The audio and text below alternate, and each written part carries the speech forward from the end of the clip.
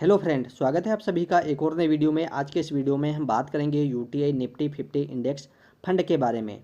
अगर आप फ्यूचर में म्यूचुअल फंड में इन्वेस्ट करने के बारे में प्लान कर रहे हैं तो ये वीडियो आपके लिए काफ़ी ज़्यादा हेल्पफुल साबित हो सकता है, क्योंकि इस म्यूचुअल फंड की जो हम बात करेंगे, इस म्यूचुअल फंड ने काफ़ी अच्छा रिटर्न दिया है, वो भी काफ़ी कम एक्सपेंस रेशियो के साथ में।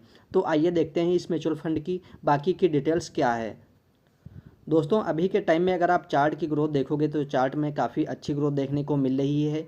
यहाँ अगर आप 5 साल की बात करें तो 5 साल में इस म्यूचुअल फंड ने 14% से भी ज़्यादा का रिटर्न दिया है। वहीं अगर आप एफडी की बात करें तो एफडी में यहाँ आपको 5 साल तक अगर आप लॉन्ग टर्म के लिए इन्वेस्ट करते हैं तभी आपको 7% के आसपास का रिटर्न मिलता है, नहीं तो आपको 7% से कम का रिटर्न भी मिल सकता है।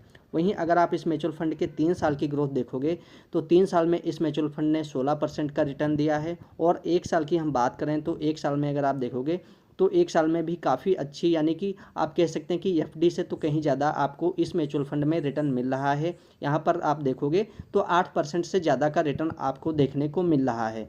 तो इस हिसाब से चार्ट की ग्रोथ के हिसाब से अगर आप अभी के टाइम में इस म्यूचुअल फंड में इन्वेस्ट करते हैं तो आपका कहीं ना कहीं अच्छा फ़ायदा होने वाला है। बाकी की डिटेल्स अगर आप देखोगे तो बाकी के डिटेल्स में अभी के टाइम में एनएवी की बात करें तो एनएवी यहाँ आपको 135 रुपये के आसपास देखने को मिल रही है। और सबसे रही इम्पॉर्टेंट बात जो है, एक्सपेंस रेशियो जो म्यूचुअल फंड में होता है तो यहाँ पर आपको बहुत ही कम देखने को मिल रहा है, 0.21%।